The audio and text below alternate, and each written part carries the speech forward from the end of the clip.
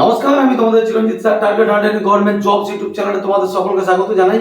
আমার প্রত্যেকজন স্টুডেন্ট যারা ভিডিওটা আজকে দেখছো, আমি এইটুকু বলবো যে ভিডিওটা স্কিপ না করে দেখবে। ভিডিওটা এখানের মধ্যে যে কথাগুলো বলতে চলেছি, কথাগুলো সত্যি খুব গুরুত্বপূর্ণ। এবং বর্তমানে তোমাদের কি অবস্থা এবং ভ্যাকেন্সির কি অবস্থা, আবগারি পুলিশের বয়সসীমা কত কি করা হলো এই বিষয়ে, তোমাদের দমকল বিভাগে নতুন ভ্যাকেন্সি এবং ডাব্লিউবিপি-তে তোমরা অলরেডি দেখেছো আমি ইমোজি কি দিয়েছি ওখানে। ডাব্লিউবিপি-তে 50,000-এরও পদ বেশি শূন্য পদ কিন্তু রয়েছে। সেখানে আমরা অলরেডি একটা পেপারের ছোট অংশ কাটা, সেটা আমার কাছে ভাইরাল হিসাবে এসেছিল। আর সেখানে কিন্তু আমি তোমাদের সেটা দেখে কিন্তু আমি এটা দেখতে পেয়েছি যে টোটাল ভ্যাকেন্সি কতটা কি ফাঁকা রয়েছে। তো সবকিছু কথা আজকে তোমাদের বলবো নতুন ভ্যাকেন্সি পর্ব নিয়ে। তো চলো, ভিডিও প্রথম থেকে শেষ পর্যন্ত অবশ্যই থাকবে। ভালো লাগলে একটা লাইক দেবে এবং অবশ্যই শেয়ার করবে, কারণ তোমাদের কিন্তু শেয়ার করাটা অবশ্যই দরকার।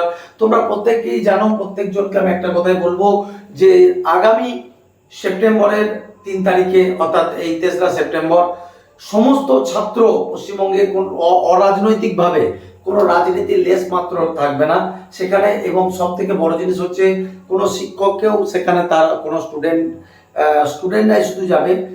খুব কষ্ট লাগছে, কারণ কোনো আন্দোলন চিরঞ্জিত স্যারের ছাড়া কোনো আন্দোলন আজ পর্যন্ত হয়নি রাজপথে। তো হয়তো কোনো সমস্ত স্টুডেন্ট মিলে যে আন্দোলন তোমাদের সমস্ত ভ্যাকান্সি নিয়ে, আপকামিং ভ্যাকান্সি এসএলএসটি, সেটা পিএসসি এবং ডাব্লিউবিপি সমস্ত স্টুডেন্ট একত্রিত হয়ে একটা আন্দোলনের করবে, ওরা ঠিক করেছে।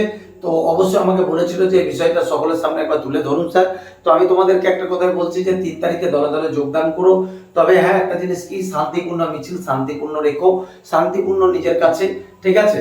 আর এইটুকু জেনে রাখো যে আমরা টিচার, তোমরা স্টুডেন্ট, ঠিক আছে? স্টুডেন্ট সবসময় শান্তিপূর্ণ পথ অবলম্বন করে, আর এটাই উচিত, ঠিক আছে? এর আগেও তোমরা দেখেছো আমি অনেক আন্দোলন করেছি, কিন্তু আজ পর্যন্ত কখনো না কোনো রাজনীতির রং লাগতে দিয়েছি, না কখনো কিন্তু কোনো রকম ভাবে অশান্তিপূর্ণ বা কোনো রকম মানে কোনো কিছু খুব চেঁচামেচি বা কোনো কিছু হয়নি। সিম্পল আমরা গিয়েছি, সিম্পল ধর্মতলা পর্যন্ত, মানে তোমার শিয়ালদা থেকে ধর্মতলা পর্যন্তই মিছিলটা হবে।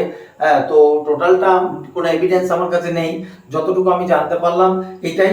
আশা করি পারমিশনও পেয়ে গেছে বিষয়ে, ঠিক আছে? তো পারমিশন কপি পেয়ে গেছে আশা করি। 3 তারিখে যে মিছিল, অবশ্যই তোমাদের প্রত্যেকজনের যাওয়াটা দরকার, কারণ এটা স্টুডেন্টদেরই মিছিল। কারণ সেই দিন তোমাদের অনেকগুলো দাবি তোমরা নিয়ে যাবে, যে পরীক্ষা কেন পেছিয়ে যাচ্ছে, এবং সব থেকে বড় জিনিস হচ্ছে আপকামিং ভ্যাকান্সি এতগুলো শূন্য পদ থাকা সত্ত্বেও কেন ভ্যাকান্সি বার করবে না। আর আমি তো পার্টিকুলারলি একটা কথাই বলবো যে আজকে পশ্চিমবঙ্গে টোটাল এই যেটা পেপারের মাধ্যমে দেখছিলাম যে 50,000-এর উপর শূন্য পদ, সত্যি তো তাই। যদি আজকে 50,000 যদি ডাব্লিউবিতে ভ্যাকান্সি শূন্য থাকে, আর সেখানে পুলিশের মতো এমার্জেন্সি বিভাগে যদি নিয়োগ না হয়, তাহলে দুটো জিনিস ঘটবে। একটা হচ্ছে পুলিশের হয়তো কারোর চোখে নষ্ট হবে, কারোর মার খাবে, কারোর কি বলে চোখটা নষ্ট হবে দেখলে অলরেডি। আর আরেকটা জিনিস কি হতে পারে, দেশের আইন শৃঙ্খলা ঠিক থাকবে না, যে বিভিন্ন জায়গায় রেপ এবং ধর্ষণের মতো এই ধরনের কাণ্ড কিন্তু ঘটতেই থাকবে। তো সেই জন্য আমাদের রাজ্য সরকারকে আমরা কিন্তু খুব অনুরোধ করব, এবং এই কথাটাও কিন্তু পরের দিন তোলা হবে আন্দোলনে, যে 50,000 ভ্যাকান্সির মধ্যে যতটা পারবে ম্যাক্সিমাম কিন্তু যেন 2025 সালে পূরণ করা হয় সেই বিষয়টা কিন্তু অবশ্যই নজরদারির মধ্যে কিন্তু রাখতে হবে, ঠিক আছে?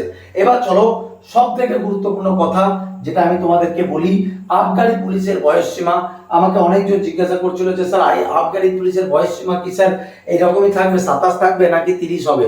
দেখো, আমি যতটুকু জানতে পারি, আমি আমার যতটুকু জানতে পারি এখান থেকে ওখান থেকে আমি তোমাদেরকে সঠিকটা বলার চেষ্টা করি, আজ পর্যন্ত বলার চেষ্টা করে এসেছি।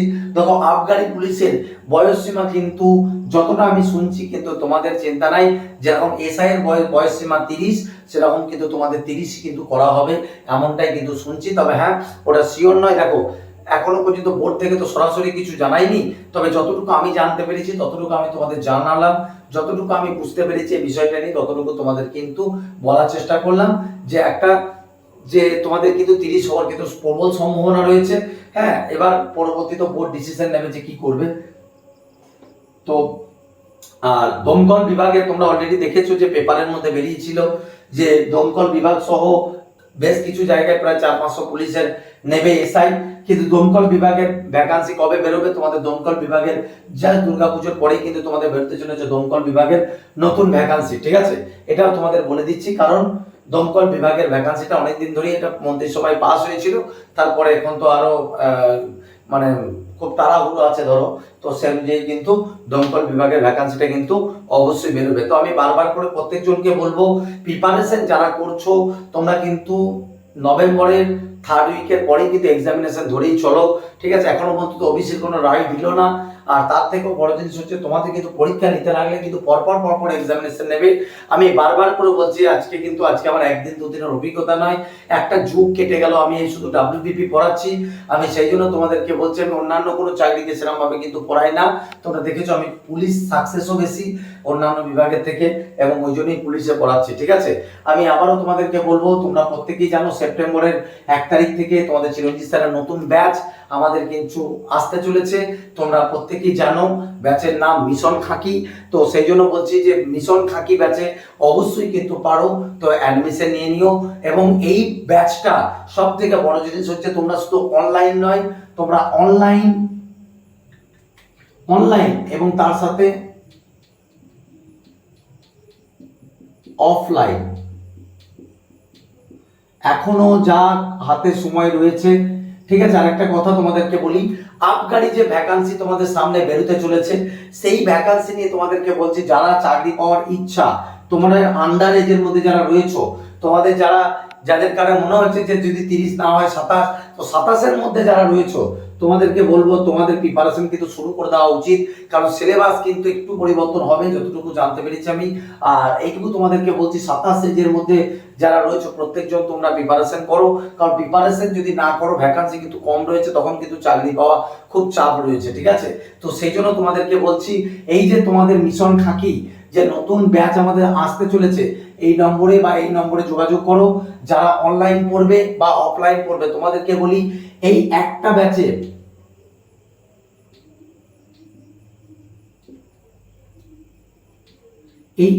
ব্যাচের মধ্যে সেখানে তুমি ডাব্লিউবিপি পাচ্ছ, ডাব্লিউবিপি 2024 এটা পেয়ে যাবে সম্পূর্ণ কনস্টেবল, কেপি পেয়ে যাচ্ছ 2024 মানে যেটা বেরিয়েছে ডাব্লিউপি কেপি। 3 নম্বর হচ্ছে তোমরা প্রত্যেকেই জানো আরপিএফ রয়েছে, 4 নম্বর হচ্ছে এনটিপিসি রয়েছে, ঠিক আছে? এবং তাছাড়াও কিন্তু তোমাদের আরো জানো যে তোমাদের আবগারি বেরোতে চলেছে, এক্সাইজ, এবং শুধু এটাই নয়, এই যে দমকল বিভাগে যেটা বেরোবে এটার জন্য তো পড়তে হবে। তো সবকিছু আমি তোমাদের এই মিশন খাকি ব্যাচ থেকে করিয়ে দেবো। তো মিশন খাকি ব্যাচের ভর্তি ফি এমন কিছু না, আমাদের ভর্তি ফি তোমাদের এটা অনলাইন সিস্টেমটাই বলছি, ভর্তি ফিটা হচ্ছে 699 টাকা প্রথমে লাগবে, আর মান্থলি 120 টাকা। আমি কিন্তু বাড়াই না, আমাদের টাকা কিন্তু বাড়ে না, রেজিস্টার ইনস্টিটিউট হওয়া সাপেক্ষে কিন্তু টাকা আমি বাড়াই না, ঠিক আছে? গরিব ছাত্রছাত্রী তোমরা এতগুলো কোর্স করে নিতে পারবে, সপ্তাহে 7 দিনে 7 দিনই ক্লাস, প্রত্যেকটা ক্লাস রেকর্ডিং ক্লাস, ম্যাটেরিয়ালস, এবং সব থেকে বড় জিনিস হচ্ছে তোমার এই নভেম্বর মাসের পরীক্ষার দিকে চিন্তা করে এখানে যেমন মক টেস্ট প্রথম দিক থেকেই করানো হবে, ঠিক আছে? অলরেডি তোমরা জানো যোদ্ধা ব্যাচ এবং বাকি কিন্তু আমাদের লক্ষ্যভেদ ব্যাচ সহ বাকি সমস্ত ব্যাচ আমাদের অলরেডি চলছে, এবং হাজার হাজার ছাত্রছাত্রীরা কিন্তু প্রিপারেশন করছে। এবং যদি মনে হয় চিরঞ্জিত স্যার বেশ, তাহলে ঢুকে যাও, তোমাকে এই আবগারি থেকে শুরু করে সমস্ত বিষয়ের জন্য আমি তৈরি করে দেবো, ঠিক আছে? আবগারির জন্য তোমরা বাংলা রয়েছে, বাংলাটাও আমি এর মধ্যে কভার করাবো, তার জন্য আলাদা কোনো টাকা দিতে হবে না, ঠিক আছে? এবার চলো তোমাদেরকে বলি যে এটা তো গেল অফলাইনে তোমাদের যারা পড়বে, তোমরা কিন্তু অনলাইন ফ্রি পাবে। অফলাইনে যারা পড়বে, অফলাইনে কোথায় আছে? রানাঘাট, এটা কিন্তু নতুন ব্যাচ পেয়ে যাবে, মিশন খাকি নতুন ব্যাচ পেয়ে যাবে সেপ্টেম্বরের 1 তারিখ থেকে রানাঘাটে।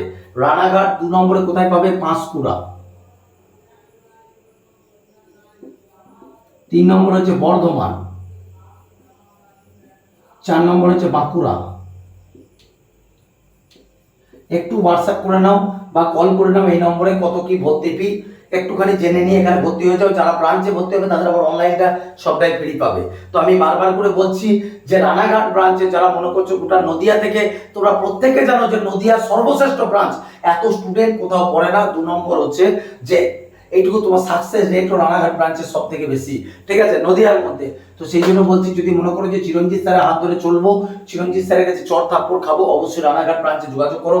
নতুন ব্যাচ, যারা বোনেরা ভাইয়েরা অঙ্ক পারো না, জিকে পারো না, ইংরাজি পারো না, তোমাদেরকে বলছি তোমাদের বেসিক লেভেল দুর্বল, তো অবশ্যই যোগাযোগ করো। নতুন ক্যান্ডিডেট, পুরনো ক্যান্ডিডেট, এবং চিরঞ্জিত স্যারের সাকসেস কতগুলো, আজকাল তো বিভিন্ন জন 2-1 বছর 3 বছর পড়িয়ে বলছে যে বড় বড় মাস্টার হয়ে গেছে নাকি। তো আজকে একটা যুগ হতে চলো শুধু পুলিশ পড়ায়। তো এইটুকু বলতে পারি, যদি পুলিশের চাকরি করতে চাও তাহলে অবশ্যই দুটো মেদিনীপুর থেকে পাঁশকুড়ায় যোগাযোগ করো।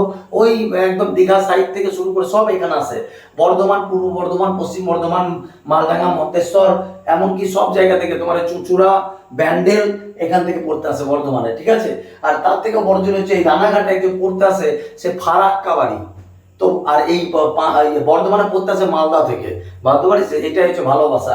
আর বাঁকুড়া হচ্ছে, বাঁকুড়া পুরুলিয়া ছাত্রছাত্রীদের জন্য মহা সুযোগ, অলরেডি ব্যাচে আমি নাম ছড়িয়েও দিয়েছি। তো যারাই ভর্তি হবে এখানে যোগাযোগ করে যান।